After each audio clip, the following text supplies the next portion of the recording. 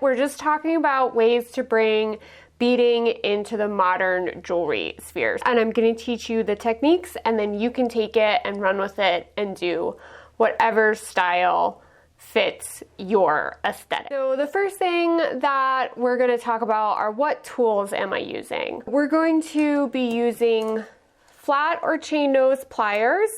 So these just have flat jaws, and I like the ones that come to a point, so those would be your chain nose because they can get into really tiny areas. We're also going to need a pair of round nose pliers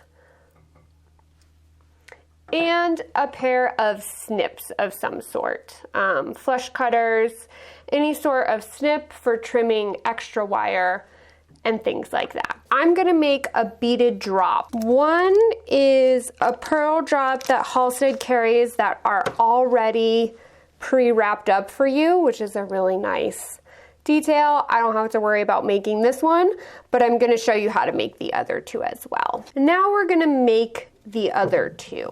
And we're going to do that by using ball pins from the SBP series of ball pins. And so the difference in series just means that they come in different gauges and different lengths. These are 24 gauge. For detail elements like this, 24 gauge is totally fine.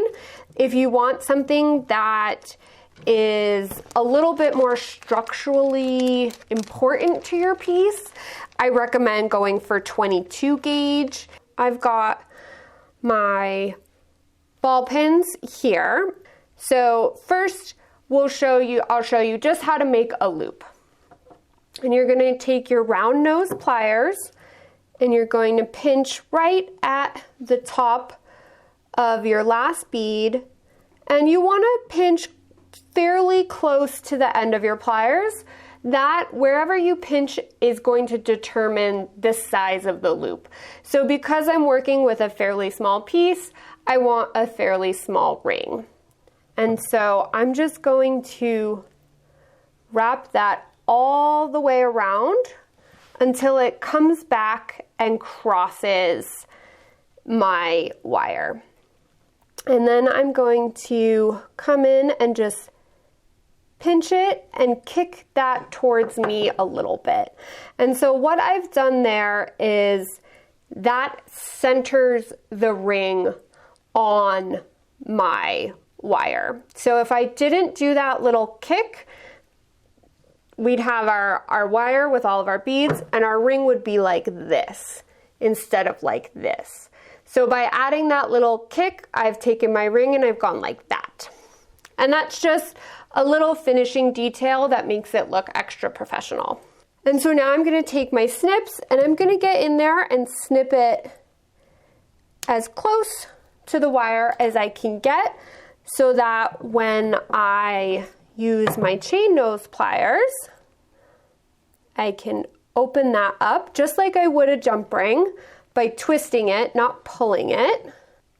Slip that on, and when I close it, I'm just making sure that that tail is pushed up right against the wire so that I don't have a gap, so that my beads aren't going to fall off or it's not going to catch on anything.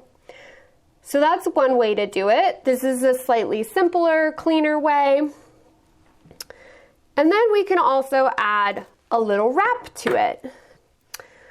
And so for the wrap technique, you start off very similarly, but instead of pinching right up next to the bead, I'm going to leave myself a little bit of wire in between so that I have something to wrap around.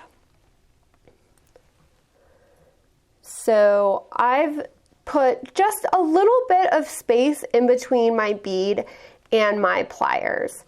And I'm going to start in the same way. I'm going to take that wire, I'm going to wrap it around my pliers and bring it across completely.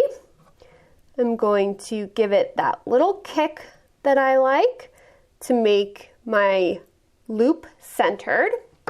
And now I'm going to switch to my chain nose pliers, and I'm going to pinch that loop while I just use my fingers to wrap this tail around the wire that's exposed.